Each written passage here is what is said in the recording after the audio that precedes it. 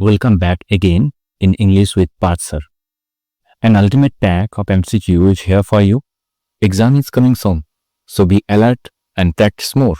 Here all the questions are very hard and challenging also. So let's try and solve. So the first question is, in Wordsworth, Lucy poems, the paradoxical nature of Lucy's death is best understood through option A, the poet's inability to comprehend mortality. Option B, the simultaneous presence and absence that death creates in memory. Option C, the contrast between Lucy's youth and the poet's aging. Option D, the romantic idealization of deceased beloved.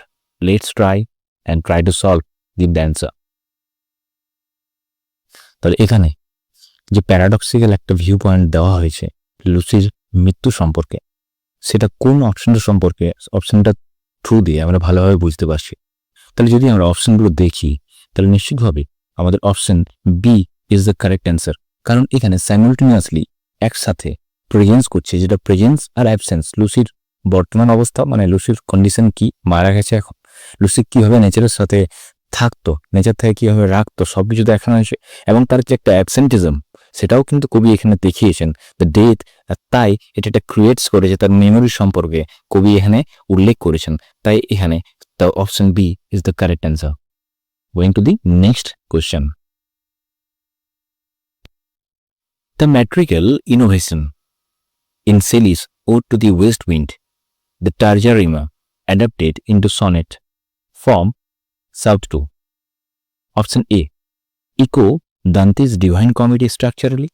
B, mirror the wind's cyclical yet progressive movement. C, challenge traditional English sonnet conventions. D, create musical harmony between form and content. Let's try. এখানে যে কবি আমাদের ode to the West উইন্ডে যে ম্যাট্রিক্যাল ইনোভেশনটা দেখিয়েছেন টার্জা রাইমা ব্যবহার করার পর, সেটা কোন জিনিসটা সব থেকে বেশি অপশনটা মানানসই হয়েছে। দেখুন এখানে যে অপশনটা দেওয়া আছে, mirrors the wind's cyclical yet progressive movement. Obviously আমাদের option B is the correct answer. কারণ সেই যে তিনি ম্যাট্রিক্যাল ইনোভেশনটা করেছেন সেখানে কিন্তু কবি সেই বাতাসের সম্পর্কে, বাতাসটাকে আবার ভালোভাবে দেখিয়েছেন যে বাতাসটার কন্ডিশনসটা কি, বাতাসটা কি করছে, বাতাসটা কি করতে পারে, এবং কবি সেই বাতাসের সাথে তাকে কিভাবে কম্পেয়ার করতে পারছেন। ওকে, চলে যাই নেক্সট অপশন কোশ্চেনে। আমাদের question number 3, the synesthetic imagery in Keats' Ode to a Nightingale, Tasting of Flora and Country Green reveals a লাইনটা কি প্রকাশ করছে। Option A, the poet's synthetic condition. Option B, the inadequacy of single senses to capture transcendent experience. নাকি option D, the medieval influence on romantic poetry. নাকি option D, the influence of contemporary scientific discoveries about perception. চলো অ্যান্সারটা দেওয়া যাক। তাহলে কবি এখানে synthetic imagery যেটা ইউজ করেছেন, একটা ডিভাইস, স্পটিক device, obviously know about that. তাহলে তিনি এই যে লাইনটার মাধ্যমে তিনি কি বোঝাতে চেয়েছেন বা কেন ব্যবহার করছেন। অবভিয়াসলি আমরা যদি অ্যান্সারটা দেখি এখানে এই অপশনগুলোর মধ্যে, তাহলে আমাদের সব থেকে বেস্ট অপশন হচ্ছে অপশন নাম্বার বি, দ্য ইনঅ্যাডিকুয়েন্সি, মানে তার অপারক, তিনি পারছেন না, of single senses to capture transcendent experience। তিনি এখন যে কন্ডিশনে আছে তিনি কিন্তু সেই কন্ডিশনে সেই সেন্সের মাধ্যমে সবগুলোকে ক্যাপচার করতে পারছে না, সবকিছু বুঝে উঠতে পারছে না। ঠিক আছে, তাই এই যে লাইনটার মাধ্যমে আমরা বুঝতে পারছি তার সেই কন্ডিশনটা, এবং এখানে option B is the correct answer. চলে যাই নেক্সট কোশ্চেনে।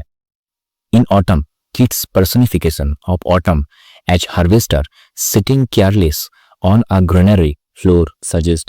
তাহলে অটামে কিটস যে পার্সনিফাই করেছে অটামকে, যে সে শান্ত হয়ে বসে আছে সেই গ্রেনারিতে, তাহলে এটা কি সাজেস্ট করছে।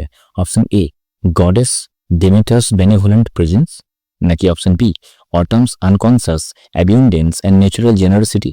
Option C, the poet's projection of human laziness onto nature. নাকি option D, a criticism of agricultural labourers' work habit. Come on, let's find the answer.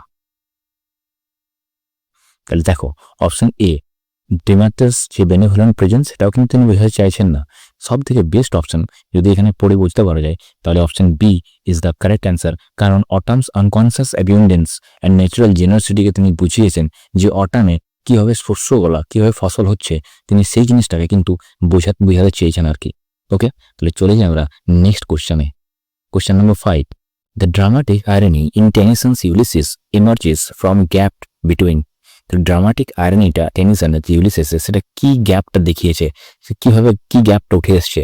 তাহলে option A, Ulysses's heroic self perception and his actual aged condition, নাকি option B, the reader's knowledge of Homer and Tennyson's adaptations, নাকি option C, Ulysses public duty and private desire for adventure, নাকি option D, a noble language and the potentially selfish abandonment of responsibility।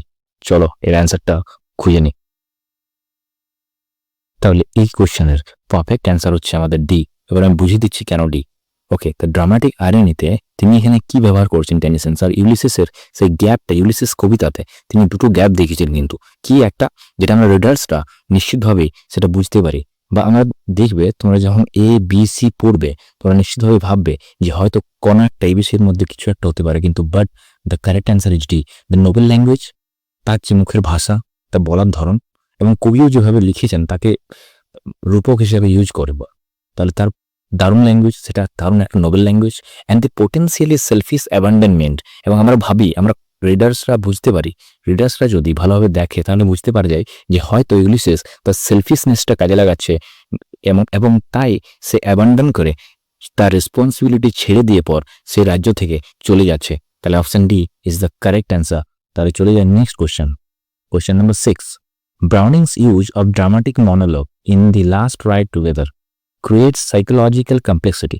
তাহলে Browning এর যে dramatic মনোলগটা তিনি ব্যবহার করছেন the last ride টুগেদারে, সেটা একটা সাইকোলজিক্যালি কমপ্লেক্সিটি তৈরি করেছে। সেটা কিভাবে, কোন অপশনটা is the better option? Option A, revealing the speaker's self deceptive rationalization of rejection, নাকি option B, allowing multiple interpretations of the beloved's motivations, নাকি C, the demonstrating the unreliability of passionate narration, নাকি option D, all the above creating layers of ironic distance।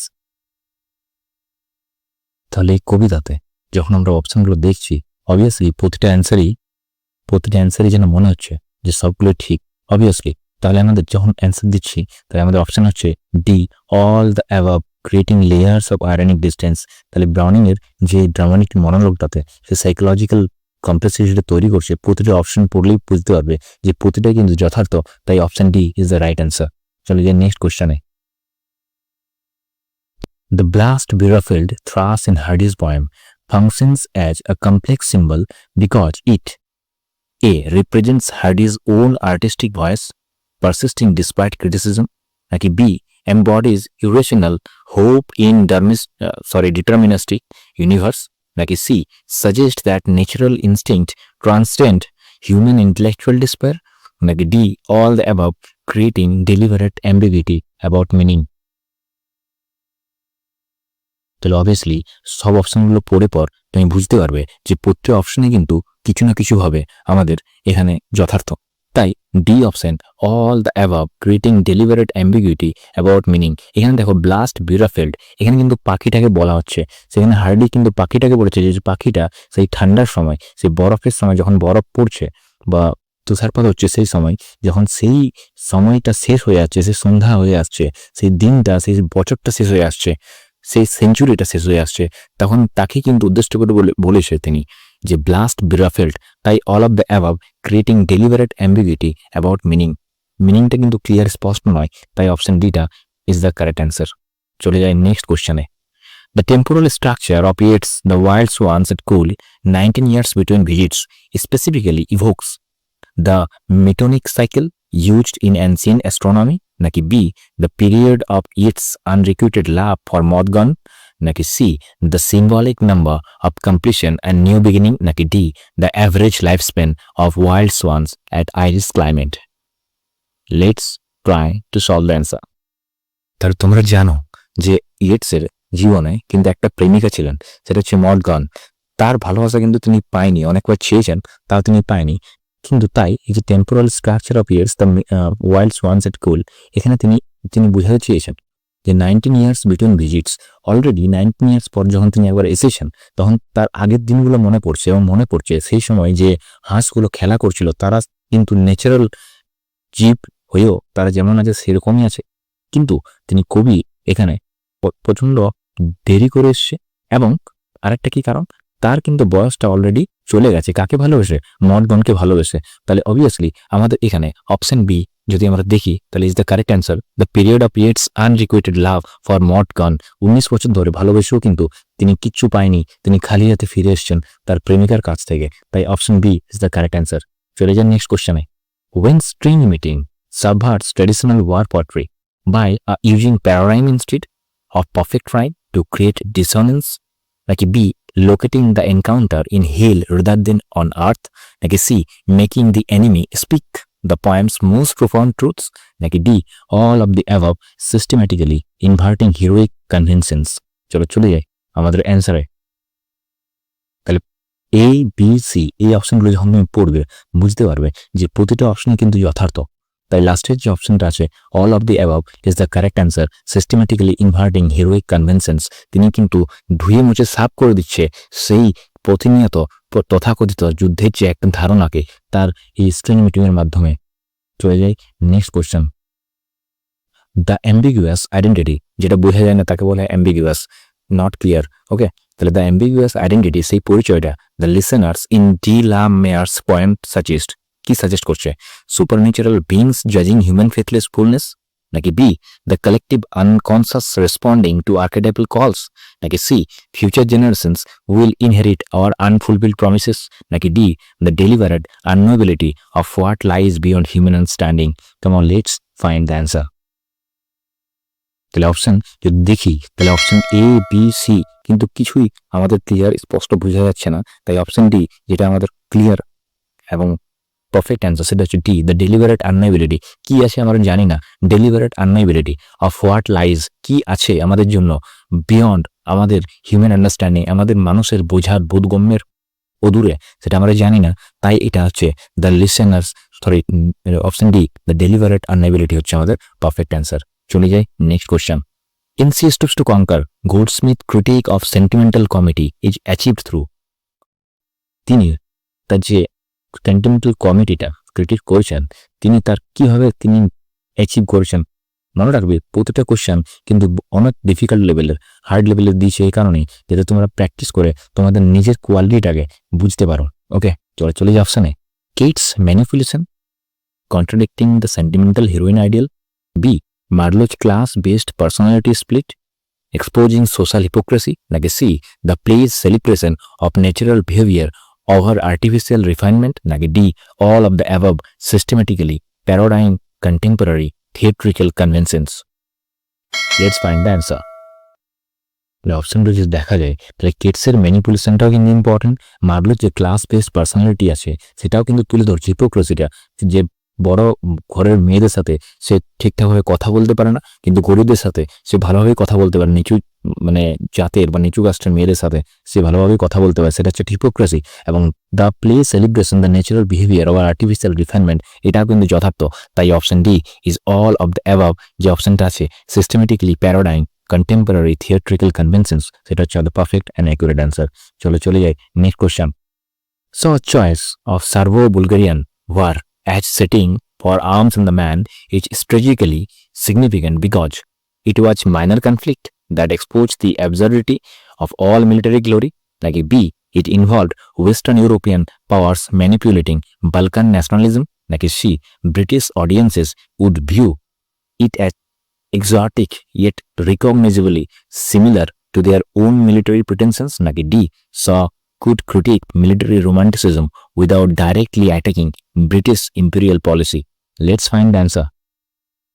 মনে রাখবে প্রতিটা question কিন্তু আমি প্রচণ্ড খুঁজে পর রিসোর্স থেকে, বই থেকে, অনেক জায়গা থেকে নিজেও বানিয়ে পর আমি দিয়েছি যাতে তোমরা বুঝতে পারো যে কোয়েশ্চেনের লেভেল যদি টাফ হয় তাহলে কিভাবে তোমরা দিতে পারো অ্যান্সার। ঠিক আছে, তাহলে চলো এই অপশনগুলো, তিনটা অপশন এ বি সি পড়ে তুমি বুঝতে পারছো যে হয়তো এগুলোর মধ্যে একটা হতে পারে, কিন্তু যদি তুমি লাস্ট অপশনটা পড়ো তাহলে বুঝবে যে স কুড ক্রিটিক মিলিটারি রোমান্টিসিজম, স কিন্তু দারুণভাবে নির্দ্বিধায় মিলিটারি রোমান্টিসিজমটাকে ক্রিটিসিজম করেছেন, কিন্তু কোনো অ্যাটাক করেনি British imperial পলিসিকে।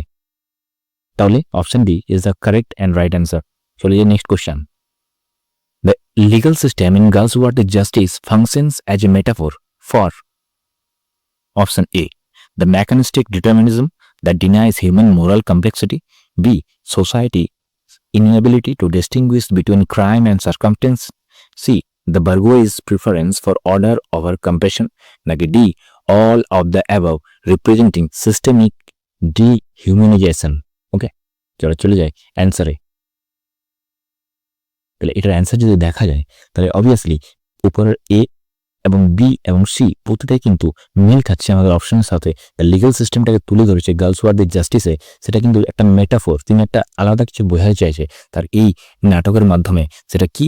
D, all of the above. তাহলে answer D is all of the above, representing systemic dehumanization. তাহলে একটা মানুষকে একটা হিউম্যান থেকে কিভাবে ডিহিউম্যানাইজ করা যায় সেটা কিন্তু তুলে ধরছেন তিনি তার জাস্টিস নাটকের মাধ্যমে। ওকে, তাহলে চলে যান next question. Conrad's narrative technique in The Lagoon, the frame story with delayed revelation, serves to তার যে কনরাডের যে ন্যারেটিভ টেকনিকটা লাগুনে, সেটা ধীরে ধীরে কিন্তু একটা সত্যিটাকে খুলে ধরেছে। কিভাবে? অপশনগুলো পড়লে আমরা বুঝতে পারবো। Emphasize the cultural gap between western and eastern moral frameworks, একটা গ্যাপ দেখেছেন কি তিনি? নাকি option B, mirror Arsa's own delayed recognitions of his moral choices, যেটা আরসাদ পরে বুঝতে পেরেছে সেটা তার বুঝতে পারছে মোরাল চয়েসটা, নাকি C, create parallels between the listener's and reader's gradual understanding, নাকি D, all of the above making form reinforce thematic content. চলে যাই অ্যান্সারে। তাহলে উপরের অপশনগুলো পড়লে এ বি সি পড়লে বুঝতে পারছো যে প্রতিটা কিন্তু আমাদের এই দ্য লেগুনের সাথে সম্পর্কিত। অবভিয়াসলি তাই ডিটা অপশনটা যে all of the above making form reinforce thematic content is the correct and appropriate answer. Okay, চলে যাই নেক্সট কোশ্চেনে। The philosophical sophistications of Owen, the gift of Magi, lies in its demonstration that, তাহলে যে philosophical দার্শনিক তত্ত্বটা যেটা লুকিয়ে আছে ও হেনরির দ্য গিফট অফ মেজাইতে, সেটা কি ডেমনস্ট্রেট করছে, সেটা কি দেখাচ্ছে, কি দর্শাচ্ছে? Option A, sacrificial love transcend material value systems, নাকি wisdom emergence from apparent foolishness in economic terms, নাকি C, true gifts create reciprocal cycles of generosity rather than simple exchange, নাকি C, all of the above presenting a complex critique of materialism through apparent simplicity। তাহলে অ্যান্সারটা দাও, just 2 second সময় দিচ্ছি, সেটা 3 second সময় দিচ্ছি। ওকে, এরপর আমি কিন্তু অ্যান্সারটা আমি বলে দিচ্ছি। এটা অ্যান্সারটা হচ্ছে যে প্রতিটা যে কোশ্চেনের যে অপশনগুলো দেখতে পাচ্ছ এ বি সি প্রতিটা কিন্তু অ্যাকিউরেট অ্যান্সার। তাই option D is the correct answer. কেন? তার কারণ তাহলে all of the above is the correct answer. এর কারণটা আমি একটু আগে বললাম যে সব অপশনগুলো কিন্তু আমাদের একই মনে হচ্ছে, তাই তো সব ঠিক মনে হচ্ছে। Presenting complex critique materialism through apparent simplicity, একটা সিম্পল ওয়েন তিনি লিখেছেন গিফট অফ মেজাইতে, সিম্পলিসিটির মাধ্যমে কিন্তু তিনি গভীর তত্ত্বটা তুলে ধরেছেন। ওকে, তাহলে এই পর্যন্ত আজ থাকলো আমাদের মক টেস্ট। এরপর নিয়ে আসবো আমি নতুন মক টেস্ট, যেটা আলটিমেট মক টেস্ট প্যাকেজের নাম দিয়েছি আমি। Okay, so thanks a lot for watching, comment and give your feedback, and please subscribe and like and share. More mock test is coming soon, and God bless you all.